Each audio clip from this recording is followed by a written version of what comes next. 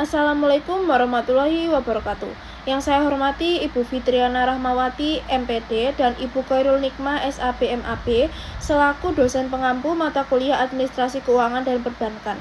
Perkenalkan, kami dari kelompok 5 yang beranggotakan Maharani Putri Sukanti Arumbuana dengan NIM 096, lalu Agil Melia Putri Safira dengan NIM 097, lalu yang terakhir ada saya, Lisya Dini Saputri dengan NIM 099. Pada kesempatan ini, kami akan memaparkan analisis mendalam mengenai analisis kredit, mulai dari prinsip-prinsip penilaian kredit hingga faktor resiko yang harus diperhatikan dalam prosesnya. Yang pertama ada definisi analisis kredit. Analisis kredit adalah kegiatan penilaian kredit secara lengkap, meliputi aspek keuangan maupun non-keuangan. Analisis kredit merupakan sebuah proses pengecekan kredit dengan menggunakan rasio keuangan dan pendekatan tertentu dalam menentukan kebutuhan kredit atau calon debitur. Menurut OJK atau Otoritas Jasa Keuangan, analisis kredit adalah suatu proses yang paling sedikit mencakup penilaian atas watak atau karakter, kemampuan atau kapasiti, modal atau kapital, kolateral atau jaminan, dan prospek usaha debitur atau condition of economy. Selanjutnya ada tujuan utama dari analisis kredit. Tujuan utama dari analisis kredit adalah untuk memastikan bahwa debitur yang mengajukan pinjaman benar-benar layak dan mampu memenuhi kewajibannya. Dengan melakukan analisis yang mendalam, bank dapat menyalurkan kredit secara aman dan terukur. Proses ini mengurangi kemungkinan terjadinya kredit macet karena bank menilai berbagai aspek penting seperti karakter debitur, kapasitas membayar, modal yang dimiliki, jaminan yang disediakan, serta kondisi usaha dan lingkungan ekonomi. Melalui penilaian komprehensif tersebut, bank dapat memprediksi kemampuan debitur dalam mengembalikan kredit sesuai perjanjian.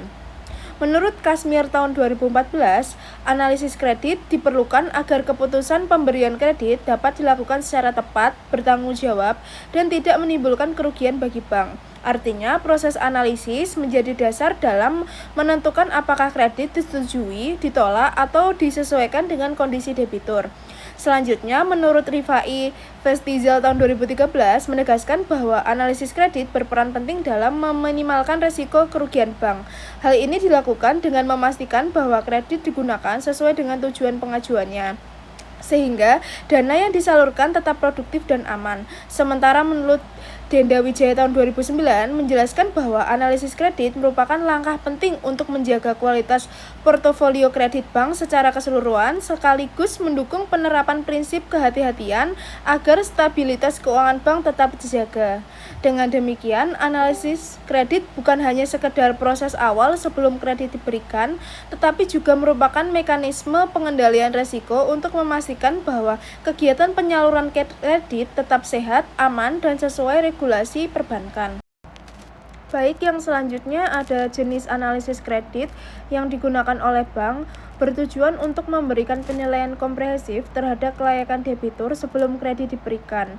Setiap pendekatan memiliki fokus dan indikator yang berbeda, namun tujuannya sama, yaitu meminimalkan risiko kredit macet dan memastikan kredit disalurkan kepada debitur yang benar-benar mampu dan layak.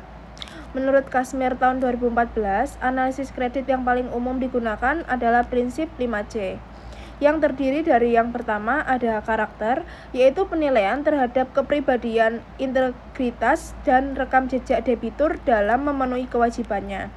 Yang kedua ada capacity, yaitu kemampuan debitur dalam menghasilkan pendapatan dan membayar kembali kredit.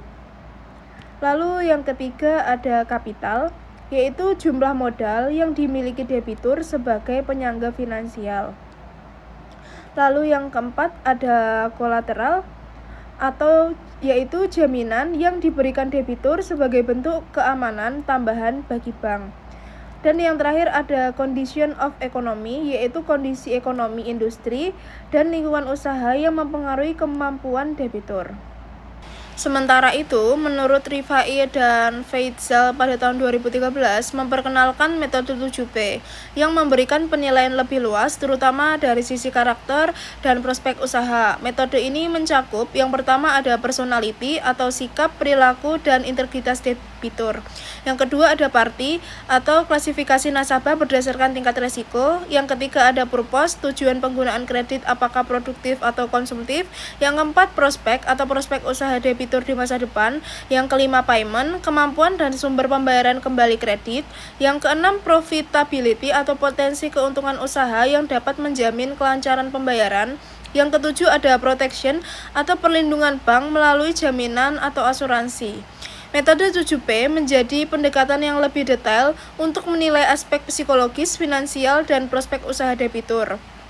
Selain itu, menurut Denda Wijaya tahun 2019 mengemukakan pendekatan 3R yang lebih berfokus pada resiko finansial debitur, yaitu yang pertama ada return atau kemampuan usaha debitur menghasilkan return atau pendapatan yang cukup. Yang kedua ada repayment atau kemampuan debitur untuk membayar kembali kredit sesuai jadwal. Yang ketiga ada risk bearing ability atau kemampuan debitur menanggung resiko kerugian usaha tanpa mengganggu kewajiban pembayarannya. Pendekatan 3R ini sangat penting untuk memastikan bahwa debitur memiliki ketahanan finansial dalam menghadapi ketidakpastian ekonomi. Yang selanjutnya ada alat utama dalam analisis kredit, yaitu 5C. Yang pertama ada karakter, yaitu berkaitan dengan kepribadian dan integritas calon peminjam. Bank akan menilai apakah seseorang memiliki reputasi yang baik, jujur, dan bertanggung jawab dalam memenuhi kewajiban finansialnya. Yang kedua ada capacity, menunjukkan kemampuan debitur dalam membayar kembali pinjaman. Yang ketiga ada kapital, mencerminkan sejauh mana calon debitur berkontribusi terhadap proyek atau bisnis yang dibiayai. Yang keempat ada kolateral atau jaminan, menjadi bentuk perlindungan bagi bank jika suatu saat debitur gagal membayar kewajiban. Jaminan bisa berupa aset berwujud seperti tanah, bangunan, kendaraan, atau surat berharga. Terus yang terakhir ada kondisi ini mengacu pada kondisi ekonomi dan sektor usaha calon peminjam. Analisis kuantitatif dan kualitatif dalam analisis kredit. Yang pertama ada analisis rasio keuangan, yang kedua ada analisis arus kas atau cash flow analysis. Pada analisis rasio keuangan terdiri dari 4. Yang pertama ada profitabilitas, yang kedua ada leverage, dan yang ketiga ada cakupan, keempat ada likuiditas. Rasio profitabilitas ini mengukur kemampuan perusahaan untuk menghasilkan sebuah laba yang relatif lebih tinggi terhadap pendapatan. Karena rasio ini penting bagi investor, dapat digunakan untuk membantu memproyeksikan kemungkinan apresiasi harga saham dan juga membantu pemberian pinjaman dan menentukan tingkat pertumbuhan perusahaan ini serta kemampuan mereka dalam membayar pinjaman ini. Dalam rasio profitabilitas ini ada 2, yang pertama rasio margin, kemudian rasio pengembalian. Pada rasio margin ada margin laba kotor, margin EBITDA dan juga margin laba operasi. Kemudian pada rasio pengembalian ada pengembalian aset, pengembalian yang disesuaikan dengan risiko, dan pengembalian ekuitas. Margin dan risiko pengembalian yang lebih tinggi merupakan indikasi bahwa suatu perusahaan itu memiliki kemampuan lebih besar dalam membayar hutang. Kemudian kita masuk di kedua, ada rasio leverage. Rasio ini membandingkan tingkat utang dengan akun-akun lain di dalam neraca, laporan laba rugi, ataupun laporan arus kas. Nah, rasio ini membantu analisis kredit dalam mengukur kemampuan bisnis untuk membayar hutangnya. Rasio leverage ini juga meliputi rasio hutang terhadap aset, rasio aset terhadap ekuitas, rasio hutang terhadap ekuitas, rasio hutang terhadap modal. Untuk rasio leverage ini misalnya, jika rasio hutang terhadap aset adalah 0,1, artinya hutang ini mendanai 10% dari aset dan ekuitas mendanai 90% dari sisanya. Sehingga rasio leverage yang lebih rendah ini berarti memiliki lebih sedikit aset atau modal yang didanai oleh hutang. Dan kebanyakan bank atau kreditor itu menyukai hal ini karena menunjukkan risiko yang lebih rendah. Contohnya, ketika kita meminjamkan 100.000 kepada seseorang, apakah kita lebih suka meminjamkan kepada orang yang berhutang 1 juta kepada orang lain atau seseorang yang berhutang 100.000? Mengingat keduanya berpenghasilan sama, kemungkinan besar kan kita akan memilih orang yang berhutang 100.000 karena hutang mereka lebih sedikit daripada pendapatan mereka. Jadi kemampuan mereka untuk membayar hutang itu sudah terjamin. Kemudian masuk di ketiga ada rasio kredit cakupan. Rasio kredit cakupan ini mengukur seberapa besar pendapatan, kas atau aset dapat menutupi utang atau beban bunga. Jadi semakin tinggi risiko cakupan, semakin besar pula kemampuan perusahaan untuk memenuhi kewajiban keuangannya. Rasio kecakupan ini ada 4. Yang pertama, cakupan bunga, cakupan layanan utang, cakupan kas, dan cakupan aset. Sebagai contoh, sebuah bank mempertimbangkan apakah meminjamkan uang kepada perusahaan A yang memiliki rasio kecukupan pembayaran utang sebesar 10 juta atau perusahaan B dengan rasio kecukupan pembayaran utang sebesar 5 juta.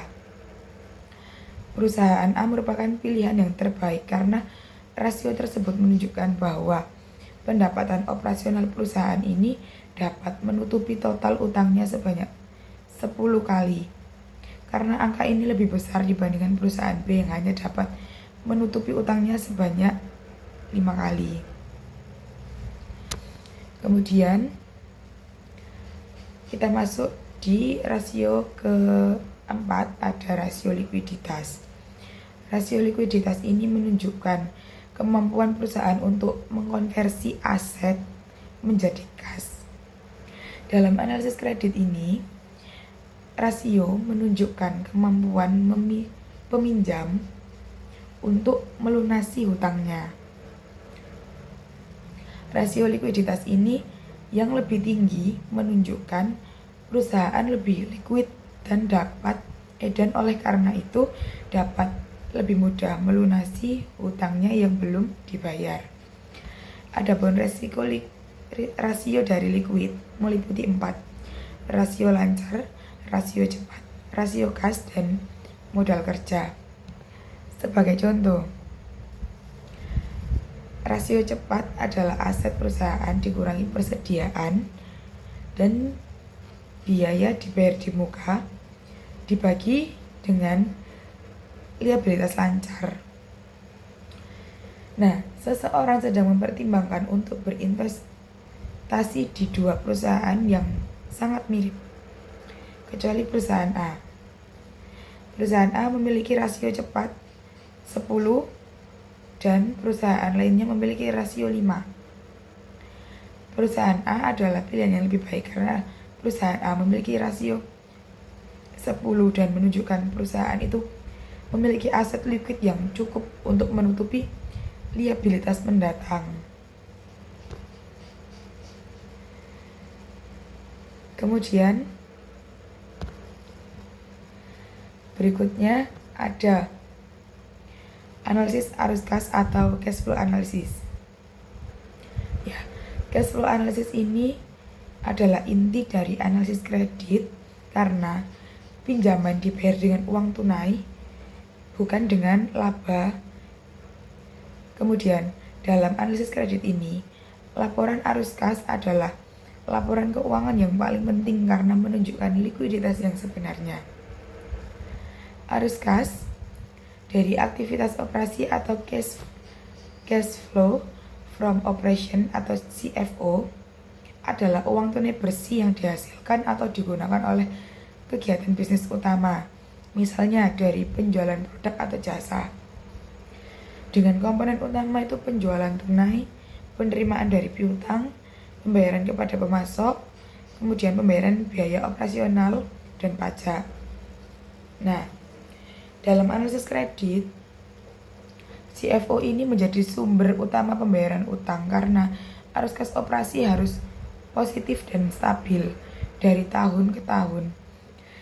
Jika CFO negatif, artinya bisnis itu tidak mampu menghasilkan uang tunai yang cukup untuk menopang operasionalnya.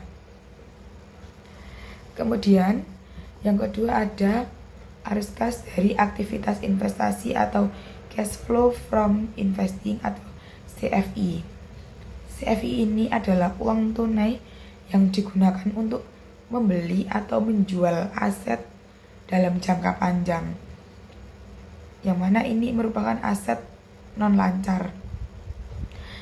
Dengan komponen utama pembelian aset tetap seperti bangunan, tanah, itu ya, dan juga investasi pada perusahaan lain. Nah, fokusnya pada analisis kredit ini, CFI ini untuk perusahaan yang sedang bertumbuh dan seringkali negatif atau mengeluarkan uang untuk investasi, yang umumnya dilihat sebagai tanda tidak sehat jika didanai oleh CFO yang kuat. Kemudian ada yang ketiga, arus kas dari aktivitas pendanaan atau cash flow from financing atau CFF. CFF ini merupakan uang tunai yang digunakan dalam transaksi yang melibatkan utang, ekuitas, dan dividen. Dengan komponen utama adalah penerimaan pinjaman baru, pembayaran pokok hutang, penerbitan atau pembelian kembali saham, dan pembayaran dividen. Kemudian dalam analisis kredit, arus kas ini melihat apakah perusahaan itu terlalu bergantung pada hutang baru untuk membiayai operasionalnya, atau pembayaran cicilan pokok pinjaman akan dicatat pada CFF ini sebagai arus kas keluar. Analisis kredit kualitatif adalah proses penilaian kelayakan debitur berdasarkan aspek non-angka yang mempengaruhi kemampuan dan kemauan debitur dalam membayar pajak. Jika analisis kuantitatif menilai kondisi keuangan secara numerik, maka analisis kualitatif memberikan gambaran mendalam tentang karakter, manajemen, dan prospek usaha serta faktor eksternal yang tidak tercermin dalam laporan keuangan. Selanjutnya, ada analisis kreditur itu ada analisis 5C. Yang pertama karakter, itu menilai moralitas, komitmen, dan reputasi debitur, termasuk riwayat kredit, kejujuran, tanggung jawab, etika dalam berusaha. Tujuan utamanya adalah memastikan bahwa debitur mau membayar. Yang kedua adalah kapasitas atau kemampuan mengelola usaha. Pihak bank menilai kapasitas manajemen dalam menjalankan usaha. Yang pertama yaitu pengalaman pemilik, kompetensi manajerial, struktur organisasi, efektivitas kontrol internal. Hal ini adalah menjawab pertanyaan apakah debitur mampu menghasilkan pendapatan untuk membayar kredit. Yang ketiga yaitu kapital atau modal. Di sini adalah menganalisis kekuatan modal pemilik usaha, apakah pemilik menginvestasikan modal yang cukup, lalu struktur permodalan dan ketahanan modal terhadap risiko. Yang keempat adalah kolateral atau agunan, yang menilai kualitas jaminan dari sisi nilai pasar, kondisi fisik, legalitas dokumen, dan kemudahan dijual. Agunan ini menjadi second way out jika usaha gagal. Yang kelima adalah condition of economy atau kondisi eksternal, di mana melihat pengaruh faktor luar terhadap usaha yang berasal dari kondisi ekonomi makro, regulasi pemerintah, persaingan industri, tren pasar. Yang kelima ini adalah tujuannya untuk menilai apakah lingkungan usaha mendukung. Selanjutnya adalah analisis 7P yang terdiri dari personality yaitu sikap, etika, perilaku peminjam. Yang kedua adalah party yaitu klasifikasi resiko debitur, dan yang ketiga adalah purpose, yaitu kegunaan dan tujuan kredit. Yang keempat, payment adalah sumber pengembalian kredit, dan yang kelima adalah prospek, yaitu prospek usaha jangka panjang. Yang keenam, profitability, yaitu kemampuan usaha dalam menghasilkan laba. Yang ketujuh, protection, yaitu perlindungan tambahan seperti asuransi atau jaminan lain. Selanjutnya ada juga 3R. Yang pertama yaitu return, adalah potensi pendapatan untuk mendukung pengembalian. Yang kedua, repayment, yaitu kemampuan membayar berdasarkan kas masuk. Yang ketiga adalah risk bearing ability, yaitu kemampuan usaha menanggung risiko. Selanjutnya adalah aspek tambahan dalam analisis kredit kualitatif. Yang pertama yaitu legalitas usaha, terdiri dari kelengkapan izin usaha seperti NIB, SIUP, NPWP, dan TDP. Yang kedua, akta pendirian, dan yang ketiga adalah legalitas aset atau anggunan. Yang kedua, manajemen dan sumber daya manusia, yang terdiri dari pengalaman pemilik, kualifikasi SDM, struktur organisasi, dan kualitas pengendalian operasional. Yang ketiga, kondisi operasional lapangan melalui survei, yaitu on the spot. Bank menilai yang pertama yaitu kenyataan produksi, yang kedua kesesuaian data dengan kondisi lapangan, yang ketiga reputasi debitur di lingkungan sekitar. Untuk selanjutnya adalah studi kasus dari materi yang sudah kami jelaskan. Yang pertama yaitu analisis kelayakan pemberian kredit usaha mikro serta upaya mengantisipasi kredit bermasalah pada PT BRI di unit Sawo Jajar Malang. Nah, penelitian ini menggunakan pendekatan kualitatif melalui studi kasus dengan data selama 2013 sampai 2015. Bank menerapkan prinsip 3R, return, repayment, dan capacity risk bearing ability, dan penilaian berbagai aspek seperti hukum, manajemen, pemasaran, teknis, keuangan, sosial ekonomi, dan AMDAL. Hal ini untuk menentukan kelayakan kredit. Secara umum, proses analisis sudah baik, namun masih ada kekurangan seperti tidak adanya penilaian karakter. Nah, meskipun penyaluran kredit meningkat setiap tahun, resiko kredit bermasalah justru semakin menurun, bahkan mencapai kategori sangat baik pada tahun 2015. Namun, pada lapangan tetap ditemukan kredit macet yang menunjukkan adanya celah dalam pengawasan kredit. Nah, faktor penyebab kredit bermasalah tersebut berasal dari debitur yang memiliki ITK tidak baik, serta penyimpangan penggunaan kredit, dana dipakai pihak ketiga, serta kondisi tak terduga. Dan dari bank itu ada kelonggaran plafon kredit, menteri tidak mendeteksi karakter buruk, serta pembinaan debitur belum maksimal. Selanjutnya dari studi kasus tersebut didapatkan penyelesaian yang pertama yaitu penerapan preventive control atau pencegahan sebelum kredit macet. Hal ini untuk pencegahan ini dilakukan dengan penetapan plafon kredit sesuai omset, namun di lapangan masih sering dilonggarkan. Yang kedua yaitu pemantauan debitur melalui ketepatan pembayaran angsuran. Yang ketiga, pembinaan debitur, yaitu wawancara untuk mengetahui penyebab keterlambatan. Nah, penyelesaian ini itu memiliki kelemahan, yaitu pembinaan debitur belum maksimal dan masih ada kelonggaran plafon kredit.